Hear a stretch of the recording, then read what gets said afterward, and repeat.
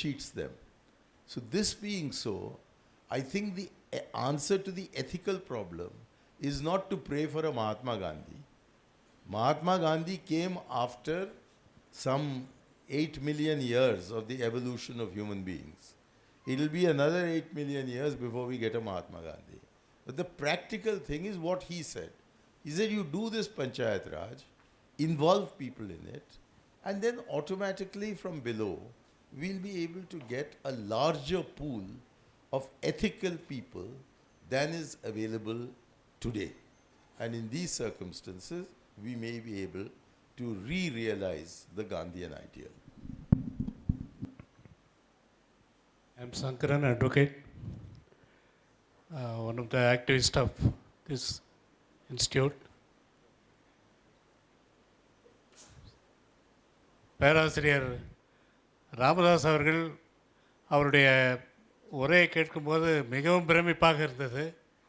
பாண்டிச்சேரி இவ்வளவு சிங்கப்பூராக மாற்றுவோம், அதுவாக மாற்றுவோம், சொர்க்கமாக மாற்றுவோம் என்றெல்லாம் சொன்னதெல்லாம் எப்பொழுதோ நாம் அதை அடைந்து விட்டோம் என்ற ஒரு கருத்து அந்த புள்ளி விவரங்களிலிருந்து புரிந்து கொள்ள முடிகிறது. ஆனால் உண்மையில் நம்முடைய முன்னாள் மத்திய அமைச்சர் அவர்கள் குறிப்பிட்டதைப் போல மயிலாடுதுறையை விட காரைக்கால் பிரதேசம் 100% அந்த கிராமப்புற பொருளாதாரத்தை அடிப்படையாக கொண்ட வறுமை கோட்டு கீழே வாழக்கூடிய மக்கள் இருக்கக்கூடிய பகுதியாக இருக்கிறது என்று அது புதுச்சேரி பிராந்தியத்துக்கும் பொருந்தும். நகர பகுதியை பார்ப்பதற்கு ஆடம்பரமாக தோன்றினாலும் இங்கே இருக்கின்ற கிராமப்புறங்களில் 50% குடிசை பகுதிகள் அப்படியே தான் இன்றைக்கும் இருந்து கொண்டிருக்கின்றன. குடிசைகள் மாறவே இல்லை, அல்லது ஒரு சில கல்வீடுகள் மத்திய அரசாங்கத்தினுடைய திட்டத்தினால் மாறி இருக்கலாம். நகர பகுதியிலும் சேரி பகுதிகள் என்று சொல்லக்கூடிய அப்படிப்பட்ட பகுதிகள் நகரப்புறத்திலும் அடர்த்தியாக, குறிப்பாக புதுச்சேரி நகரம் அந்த புல்வார் என்று சொல்லுகிறார்களே அதற்கு வெளியிலே முழுவதுமாக அப்படிப்பட்ட குடிசை பகுதிகள் அல்லது தாழ்த்தப்பட்ட பிற்படுத்தப்பட்ட மக்கள், அன்றாடம் உழைத்து பிழைக்கக்கூடிய மக்கள் தான் இன்னமும் வாழ்ந்து கொண்டிருக்கிறார்கள். ஆகவே அந்த 36% கூட அல்ல, அதைவிடவும் கூடுதலாக மக்கள் வேலையில்லா திண்டாட்டத்தின் காரணமாக, வறுமையின் காரணமாக புதுச்சேரியிலே இருந்து கொண்டிருக்கிறார்கள் என்பது என்னுடைய அப்சர்வேஷனிலிருந்து, என்னுடைய கவனிப்பிலிருந்து தெரிகிறது. மற்ற வளர்ச்சியெல்லாம் ஏதோ ஒரு சிலருக்கு ஒரு பகுதியிலே வீங்கி விடுவதைப் போல, ஒரு புற்றுநோயைப் போல செல்வங்கள் எங்கேயோ குவிந்து போயிருக்கக்கூடிய வாய்ப்பு தான் இருக்கிறது. பெரும்பாலான மக்கள், குறிப்பாக வேலையில்லா திண்டாட்டம் என்பது பூதாகாரமாக இருக்கிறது. அந்த வறுமை, இந்த உழைக்கக்கூடிய மக்கள், அன்றாடம் உழைத்து பிழைக்கக்கூடிய மக்கள் பெரிய அளவுக்கு முன்னேறிவிட்டார்கள் என்றெல்லாம் சொல்ல முடியாது. அதில் ஐயா அவர்கள் குறிப்பிட்ட அந்த வேர்க்கால் மட்ட ஜனநாயகம், 3 அடுக்கு ஜனநாயகத்திலே ஒரு அடுக்கு 30 ஆண்டுகளுக்கு மேலாக மறுக்கப்பட்டு வந்து பெயரளவுக்கு ஒரு தேர்தல் நடத்தப்பட்டு அதில் எந்த விதமான அதிகார பரவலோ நிதி பரவலோ எதுவுமே இல்லாமல் 5 ஆண்டுகள் வீணடிக்கப்பட்ட ஒரு நிகழ்ச்சி தான் நடந்தது. தேர்தல் நடந்தது, அதனால் அந்த இடைவெளி ஏற்பட்டது என்று சொல்ல முடியாது. 68 இன்று வரையிலும் உள்ளாட்சி மன்ற தேர்தல்கள் நடக்கவில்லை என்பதுதான் அதற்கு பொருள். ஆகவே இந்த இரண்டு பேருக்கும் அவர் ஐயா சொன்ன கருத்திலே எனக்கு உடன்பாடு. ஆனால் அதுவே 100% இந்த வறுமை வேலையில்லா திண்டாட்டத்தை ஒழித்துவிடும் என்று நான் நம்ப முடியவில்லை. இதில் மக்களுக்கு அதிகாரம் அல்லது மக்களுடைய பங்கேற்பு, அதிகாரத்தில் நிர்வாகத்தில் மக்களின் பங்கேற்பை உறுதிப்படுத்த உதவும் என்பதை நாம் ஏற்றுக்கொள்ள முடியும். இப்படிப்பட்ட சந்தேகங்களுக்கு விளக்கங்கள் வேண்டும் என்பது. புதுச்சேரியில் புள்ளிவிவரங்கள் பிரகாரம் ஒரு பிரம்மாண்டமான சூழல் இருக்குது. அதே நேரத்தில் வேலையின்மையும் வறுமையும் ஒரு காசனுடைய 2 பக்கமாக இருந்து கொண்டு புதுச்சேரியை பாதித்து கொண்டு வருகிறது என்பதை நீங்களும் சொல்கிறீங்க. இதுக்கு முக்கியமான காரணம் என்னென்னாக்கா, அந்த இன்கம் வருமான பங்கீடு வந்து சரியாக இல்லை புதுச்சேரியில் அப்படின்றத நம்ம வந்து ஏற்றுக்கொள்ள வேண்டும். அதுக்கு வந்து நல்ல திட்டங்கள், வருமான இன்கம் டிஸ்ட்ரிபியூஷன் சம்மந்தப்பட்ட பல பிரச்சனைகளை நம்ம அடிப்படையாக புரிந்து கொண்டு இந்த வளர்ச்சியை எந்த அடிப்படையில் கொண்டுட்டு போகணும் அப்படின்றத நம்ம செஞ்சோம்னா தான் முடியும். அதனால் வந்து நீங்கள் சொல்கிற கருத்தும் நம்ம சொல்கிற கருத்தும் வந்து இதில் டிஸ்ட்ரிபியூஷனை பொறுத்தாக இருக்குது. இப்போ வந்து இந்த உள்ளாட்சிகளுக்கு அதிகாரம் பஞ்சாயத்து ராஜ்ன்றது வந்தது அப்படின்னு சொன்னால் இது எப்படி இந்த மாற்றத்தை உருவாக்கும் அப்படின்னு சொன்னாங்க. நிறைய அதிகாரங்கள் இங்கே கொடுக்கும்போது மக்களுக்கான திட்டங்கள், மக்களுக்கான வேலைவாய்ப்பு, மக்களுக்கான வருமான உயர்வு போன்ற சில காரியங்கள் நம்ம அங்கே செய்யலாம். அதே போல் மக்களுக்குள்ள பிரச்சனைகளை வந்து அங்கே இருக்கக்கூடிய கிராமத் தலைவர்கள் வந்து எடுத்துக்கிட்டு செய்வதற்கான ஒரு வாய்ப்பு இருக்கும். இப்போ மேலேருந்து திட்டங்கள் வருது, புதுச்சேரியிலேருந்து வருது, டெல்லியிலேருந்து திட்டங்கள் வருது. அந்த திட்டங்கள் எப்படி செயல்படுத்தப்படுகிறது, அது யாருக்கு பயனளிக்கப்படுகிறதுலாம் தெரியாது. இப்போ இவங்க தலைவர் ராஜீவ்காந்தி ஒரு தடவை சொன்னார், 100 ரூபா நம்ம வந்து அரசாங்கம் செலவு பண்ணுதுனாக்கா மக்களுக்கு 18 ரூபா தான் போய் சேருது அப்படின்னா, அப்போ 82 ரூபா வந்து எங்கே போகுது அப்படின்றது தான் கொஸ்டின். அதில் தான் நம்ம பார்க்கக்கூடிய அந்த ஊழல், மற்ற முறைகேடுகள் இதெல்லாம் வந்து சேருது. ஸோ இதெல்லாம் நம்ம மாற்றணும் அப்படின்னா மக்களிடம் அந்த அதிகாரத்தை கொடுத்தோம்னு நமக்கு தெரியும். உங்களுக்கு இந்த கரிக்கலாம்பாக்கம் ஏரியாலாம் போனீங்கன்னாக்கா, கரிக்கலாம்பாக்கம், அபிஷேகம்பாக்கம் ஏரியாலாம் போனீங்கன்னா அந்த 2006 பிறகு நடந்த தேர்தல் பிரகாரம் அந்த பஞ்சாயத்து தலைவர்களே இனிஷியேட்டிவ் எடுத்து மக்களை வந்து சேர்த்து வச்சு அங்கே வேண்டிய அகக்கட்டுமானத்தை உருவாக்கினாங்க. இந்த சோலார் பேனல்லாம் போட்டு எலக்ட்ரிசிட்டி தயார் பண்ணுற வேலையெல்லாம் ஜெகநாதன் போன்றவங்களும் அங்கே வந்து செஞ்சாங்க. அதுதான் அந்த உள்ளாட்சியினுடைய ஒரு மகத்துவம். இப்போ 29 பணிகளை அவங்களுக்கு கொடுக்குறாங்க. இப்போ அந்த 29 பணிகளும் மாநில அரசாங்கம் செய்யுது. அது யார் மூலமாக செய்கிறாங்க? கொம்யூன் பஞ்சாயத்து மூலம் கூட செய்கிறது கிடையாது. டிஸ்ட்ரிக்ட் ரூரல் டெவலப்மெண்ட் ஏஜென்சின்னு கொடுத்து செய்கிறாங்க. அது எங்கெங்கே போகுது, எப்படி வருதுலாம் தெரியாது. ஆனால் இங்கே வந்து ஒரு பஞ்சாயத்து தலைவர் இருந்தாருனாக்கா, இந்த பஞ்சாயத்து தலைவர்கிட்ட போகும்போது அதற்கான திட்டம், அதற்கான வருமானம், அதற்கான வேலைவாய்ப்பெல்லாம் கொடுக்கலாம். இப்போ விவசாயத்தில் நீங்கள் பார்த்தீங்கன்னாக்கா, இப்போ சாரு கேட்டுக்கிட்டே இருந்த கேள்வி என்னன்னாக்கா, இன்னமும் வந்து 35% மக்கள் விவசாயத்தை சார்ந்திருக்கிறாங்க. ஆனால் அவங்களுக்கு வந்து 3% வருமானம் தான் அங்கே வருது. ஸோ 3% வருமானத்தை இந்த 30% பேரும் பங்கிட்டு கொள்ளணும்னு சொன்னால் தனிநபர்களுடைய உற்பத்தி, தனிநபர்களுடைய வருமானம் வந்து நிச்சயமாக குறைவாக இருக்கும். அது வறுமை கோட்டுக்கு கீழே இருக்கவங்களால் தான் அது வர முடியும். அதுபோல் தாழ்த்தப்பட்ட மக்கள், இன்னும் வேலையில்லாத மக்கள், நிலமற்ற நிலக்கூலிகள், இவங்கெல்லாம் வந்து வறுமை கோட்டுக்கு கீழே தான் வந்தாகும். அதனால தான் வந்து வறுமையும் அதிகமாக இருக்குது. ஒரு பக்கம் வந்து இருக்குது. அதாவது வந்து we are surrounded by islands in an ocean of poverty. There are islands of prosperity in the ocean of poverty. That is the case with regard to Pondicherry. So I'm from Chamber of Commerce, Pondicherry.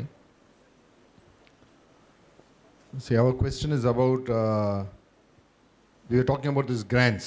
Central government has been reducing the grants over a period of time. Pondicherry, when it shifted from French rule and it was part of India, they said any change in the status, there has to be a referendum.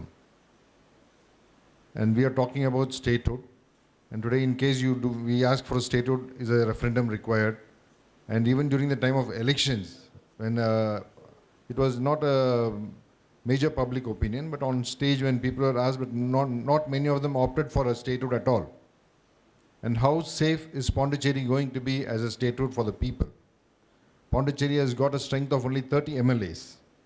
And anybody trying to take the support of 16 MLAs could easily take up the administration. I would like to call. Yeah, it's a call specific. The answer lies in the figures that he gave. In 1960-61, in 1960-61, your state GDP was less than 2,000 crore. Today it's over 25,000 crore.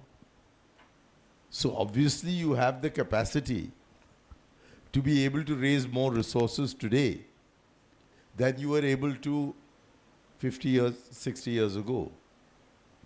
So your very progress requires you to move towards a greater degree of self-sufficiency. You cannot continue asking as Mukesh Ambani to stand outside Reliance building and says Bhavati Bhikshan Dehi. People will laugh. Well, that's the position of Pondicherry.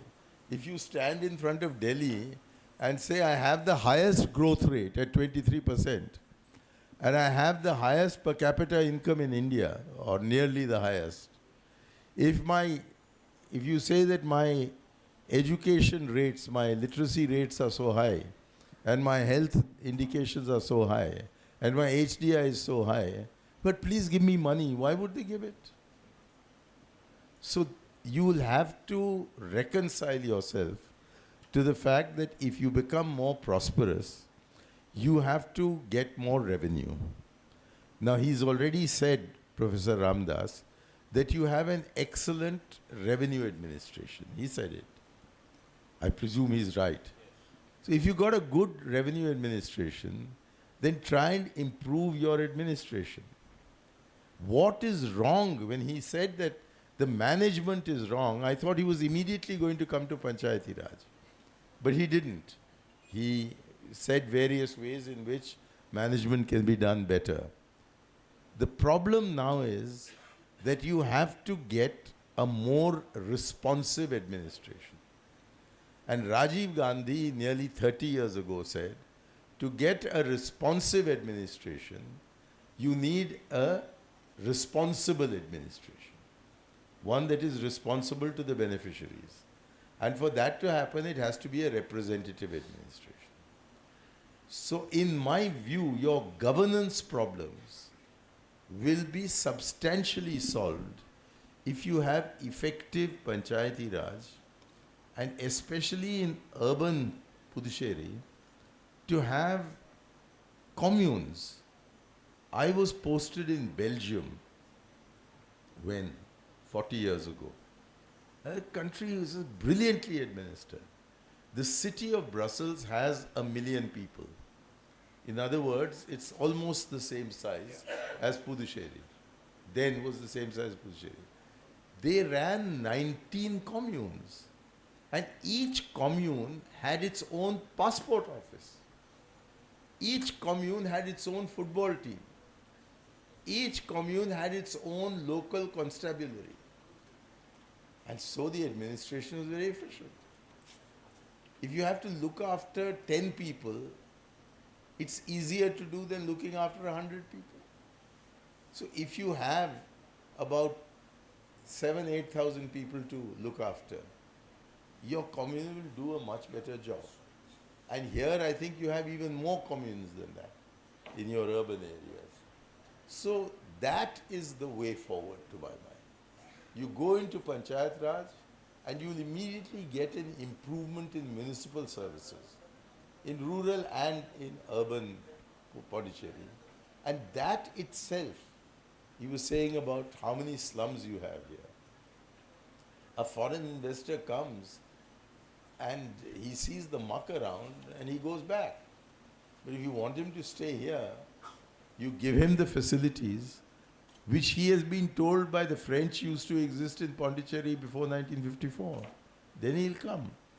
So I think the first major step should be Panchayati Raj. Everything else can really look after itself. I am sure as the Chamber of Commerce and Industry, you can do more to attract Indian investment and foreign investment into Pondicherry than any government can do. Because you know how to talk business. Thank you. கேளுங்கோ தைரியமா கேளுங்கோ யார் பேச போறா பெண்கள் யாராவது சொல்லட்டும் உங்களுக்கு இவ்வளவு குரல் இருக்குன்னு சொன்னதுக்கு பிறகு நீங்க ஒண்ணுமே கேட்காம இருந்துட்டேன்னா